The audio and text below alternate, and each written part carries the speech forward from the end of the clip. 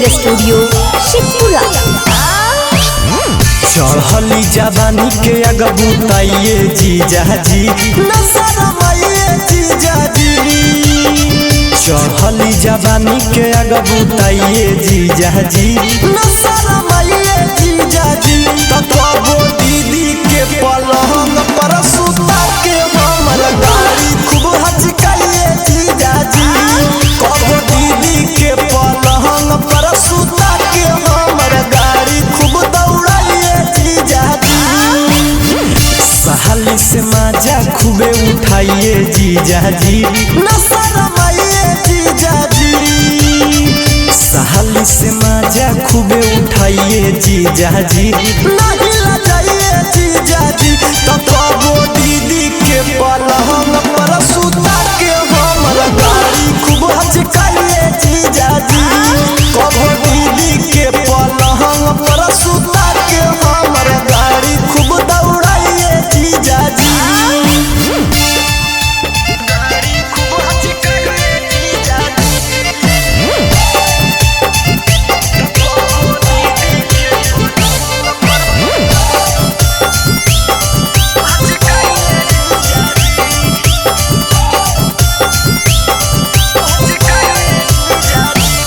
मजा मारा लगा के टपकिया जी कह डियर जी दूर हट न सटत नियर जी कह डियर जी हे जीजा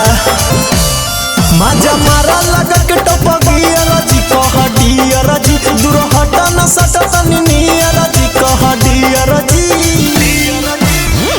महसिन में मोबिल खूबे चुआइए जीजाजी हा गिराइए जीजाजी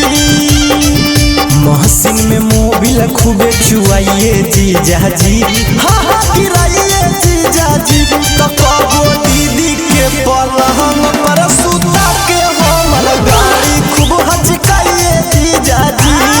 कबो दीदी के पलंग पर सुता के हमर गाड़ी खूब दौड़ाइए जीजाजी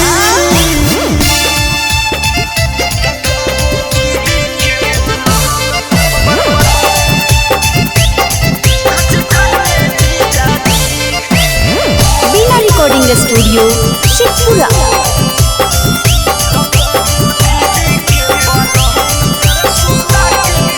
सुइया डाली के फटल हमर सीधा जी हमर जीजाजी कोई जानी न चिखला हमर जीजाजी हमर जीजाजी सुन न सुइया डाली के फटल हमर सीधा जी हमर जीजाजी कोई जानी न चिखला हमर पीजाजी हमर जीजाजी आर्यन अखिले सब भीतर घुसाइए जीजाजी दोनों दबाइए जीजाजी गोहलू निशांत भीतर घुसाइए जीजाजी हॉर्न बजाइए जीजाजी तत्वो दीदी के पलंग पर सुता के हमर गाड़ी खूब हचकाइए जीजाजी कबो दीदी के पलंग पर सुता के हमर गाड़ी खूब दौड़ाइए जीजाजी दौड़ा दीजिए जी चढ़ली जवानी के अगबुताइए जीजाजी